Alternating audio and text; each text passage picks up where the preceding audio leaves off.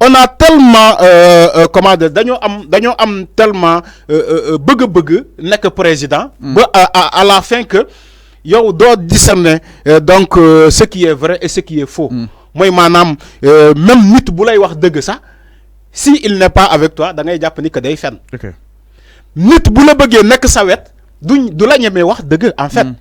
du la ñemee wax deug parce que mom il te voyait pas devant xam nga lan lay gis devant lui ci kanamam ay privilèges mom yu mu meuna am ci yow moo tax ñun suñu politique fii mu salté moo tax ñun on se traite pas comme des humains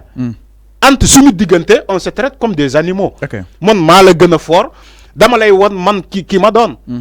da ngay gis nit am problème ak nit ci loon ci wàllum yoon mu ne la je vais te faire dama lay xamal man lan laa man lan laa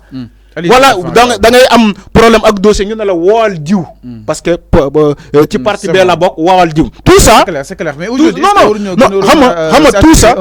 nga tout ça boo gisee ma wax la ko xam nga tout ça boo gisee ma rappeler loolu dafay jaadu ñu wax ko quand même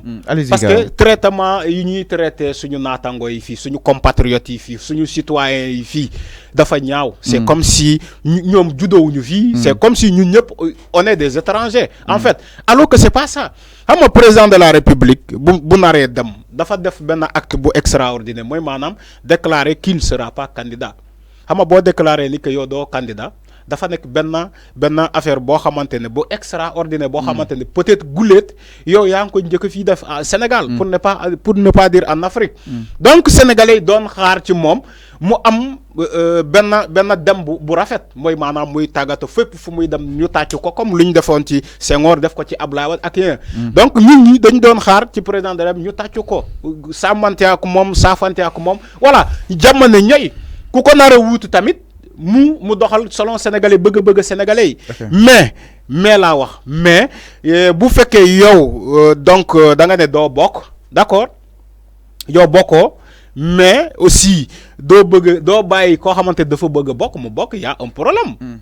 il y a un problème loolu moo waral jusqu'à présent yow sànq wax nga ko loolu moo waral ngay gis dama lay tontu xam naa ci loolu li nga waxee ni que est-ce que nekkul nekk candidat fii Sénégal dafa métti loolu moo waral lii en fait c'est-à-dire que ils sont tout le temps dans des calculettes calcul des stratégies non c'est pas Amadou Ba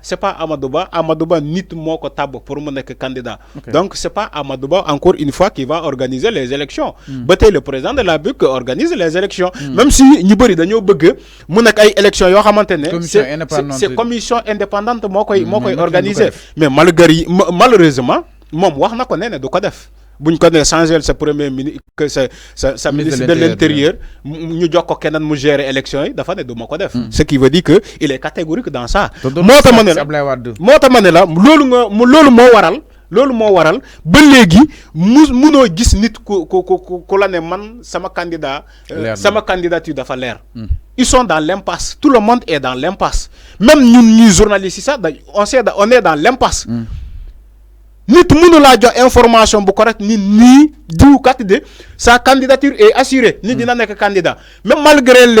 les taux de parrainage qui réclament là les Bougane Gueye man j'ai 400 et quelques mille parrainages qui ne la man j'ai 100 et quelques mille parrainages de Déthié Fall loolu ça ne garantit pas qu'ils vont être des candidats loolu ci uniquement pays bu mel ni Sénégal nga koy gis pays bu mel ni Sénégal nga koy gis fii c'est des gens ay minorités yoo xam ne ñoom ñooy définir ñan ñooy nekk candidat en fait c'est ça la réalité ñoom ñooy définir ñan ñooy nekk candidat parce que gis nañu fi en 2019 ay premier ministre wala ay nit taxawati fi ne la on n'aura que 5 candidats et le score sera de 58% te c'est le même score qui est revenu c'est les mêmes candidats qui étaient revenus donc ce qui veut dire que ils sont dans tout ça c'est une réalité boo xamante ne tey dafa nekk ci suñu politique regarde demande les politiciens les opposants kan moo xam lan moo nekk ci fichier électoral bi kam moo ko gis ba léegi personne ne va te répondre ces questions là ay candidats yi aspirent diriger ce pays ils n'ont même pas jeté un coup d'œil sur le fichier électoral xamuñu lu fa nekk ils vont dire à peu près ils vont dire à peu près xam nga dañu ne ren am na les primo-votants ñu dem massivement bindu ji mais il y a aussi une forte quantité boo xam ne dafa dem ci masse migratoire bi am na ñu ñàkk seen bakkan ñu réussir à s'évader ñu dem maintenant kan moo lay wax exactement la DAF je sais que la DAF ne va pas communiquer sur ça c'est une commission boo xamante c'est protégé émanant du ministre de l'Intérieur donc moi dama ne la personne la candidature de personne n'est garantie mooy nit mënul taxaw ne la man sama candidature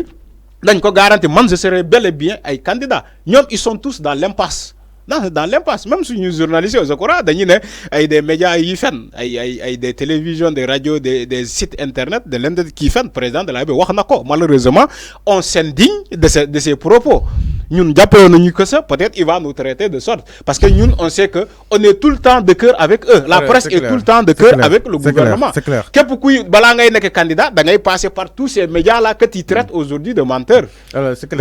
voilà dinañ ñëw taxaw tuuti ci communication président Macky Sall par rapport aujourd'hui ak ñu bëri jàpp ni ki nga xam ne comment dire le président ñu jàpp ni dafa daal di mettre loolu ba daal si yegg exactement alors ñu daal di wéyal ba tey seen émission le talk matinal sur les antennes de Sénégal 5 TV alors daal di yegg si Ousmane Sonko nag enfin Ousmane Sonko le président Macky Sall nee na amul benn regret entre autres tas bi nga xam ni itam tas nañ ko parti bi entre autres li nga xam ni itam def nañ ko entre temps jàpp tantôt li nga xam ne que moo di charge et tant d'autres naka ngay analyser loolu noonu le président Macky Sall nee na amul benn regret boo xam ni itam da koy manifester envers son égard exactement. Ouais mais vous attendez à quoi pour mu ne leen publiquement il regrette non ça ne se fait pas. mais toujours peut-être mu garder silence. Non ça ne se fait pas. Ça ne se fait pas. Il est obligé de répondre à la question, comme média étranger m'a posé. Il est obligé de répondre à la question. Même ce qu'on est mené, je m'abstiens, mais comme il est obligé de répondre à cette question, même s'il regrette, même s'il regrette profondément de lui, il ne va pas le dire carrément, man, je regrette. Donc, ce qui veut dire que l'unité de fond, c'est zéro.